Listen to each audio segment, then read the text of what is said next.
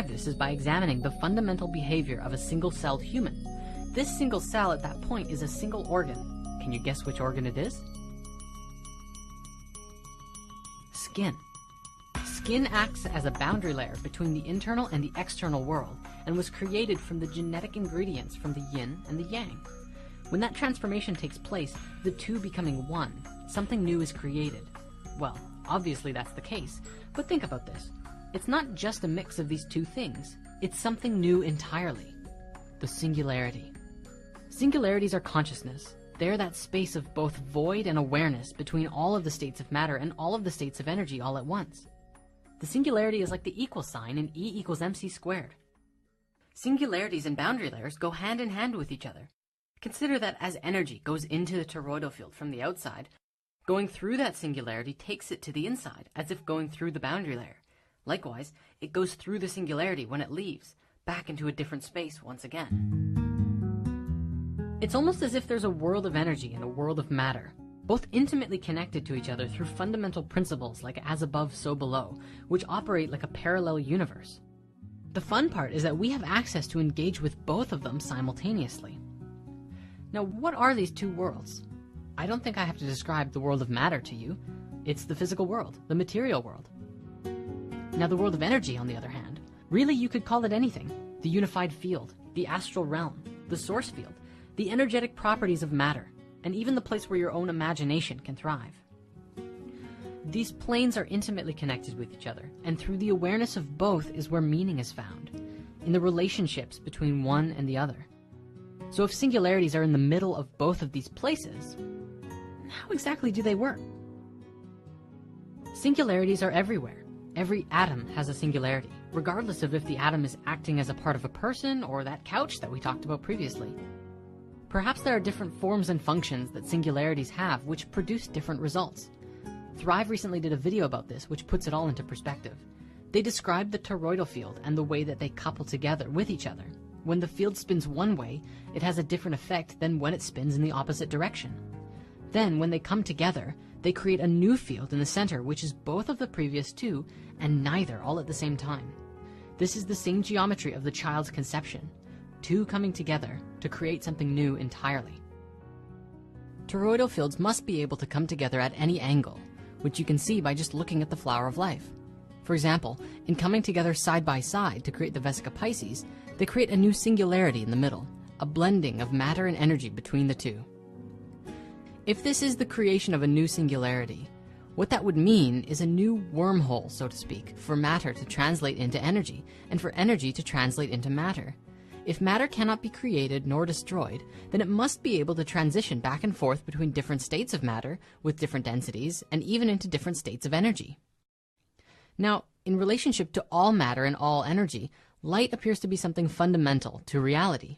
There are things with singularities that create and give light as its primary function, such as a star. There are also things that receive light as their primary function, like a black hole. Finally, there are things that do both simultaneously, like a galaxy. They're erupting with light as well as absorbing it. Now, science has yet to confirm this, but I believe that at the edge of the singularity, one of the first things that is coming into existence, both in the material and in the energetic world, is light. Or rather, the fundamental geometry that we perceive to be light in this dimension. The spectrum that light is on is much more vast than the visible spectrum. When light gets to the top of the visible spectrum, it must change, and so it goes through the singularity and changes geometry. Similar to what happens when the light from a flame gets to the top of that flame wave. It moves out of visible perception and becomes something else. This idea also applies to your eyeballs. At what point does light going into your eye translate into the physical receptors in your brain? For that matter, where's the transition between those electrical charges in your brain and your vast array of thoughts inside your mental world? In order to answer that question, we have to take a look at ourselves. We are at the center of both of these worlds and planes. With our physical bodies, we can interact with the physical world, and through our thoughts and emotions, we interact with the world of energy. Engagement with the internal and the external happen simultaneously.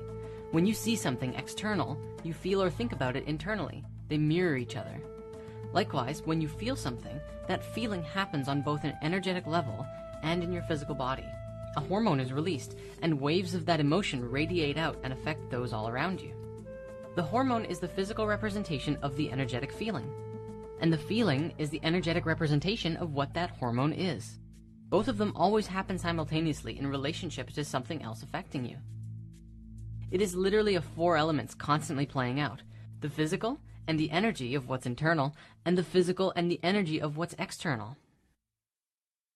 So at that moment of conception, the tiny singularities of each the seed and the egg together create a new singularity completely, one that has dominion over the ingredients that were provided, and one that is under the dominion of those who conceived it in the first place.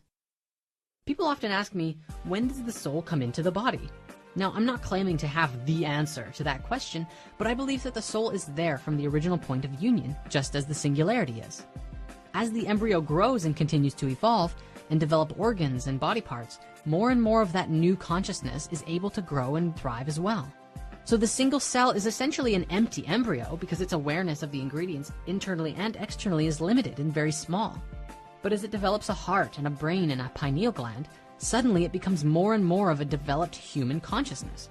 For example, the moment the pineal gland comes into manifestation is certainly important in that human's early life, but wouldn't there still be basic consciousness before that?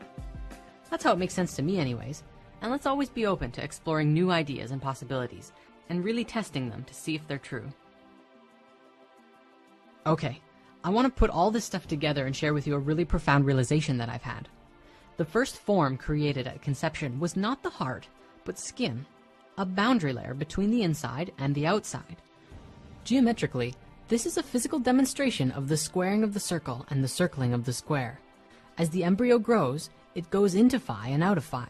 You might remember before how we looked at the stages of an embryo's growth. First one sphere, then soon it creates 8 spheres, the basis of the Merkaba and the cube. Then it forms a toroidal-filled blob with an organ in the center, and soon after, more and more organs and structures come into manifestation. This is life's attempt at creating a phi ratio between the matter and the energy of the body of consciousness that it's developing inside the womb. And it's a process that doesn't stop. You don't stop growing emotionally, mentally, physically, and spiritually until you die. And even when you die, well, what is death but a transition into something new? What that means is that you and I are not the inside nor the outside of our physical vessels, but the awareness between both of them and the creator of so much more.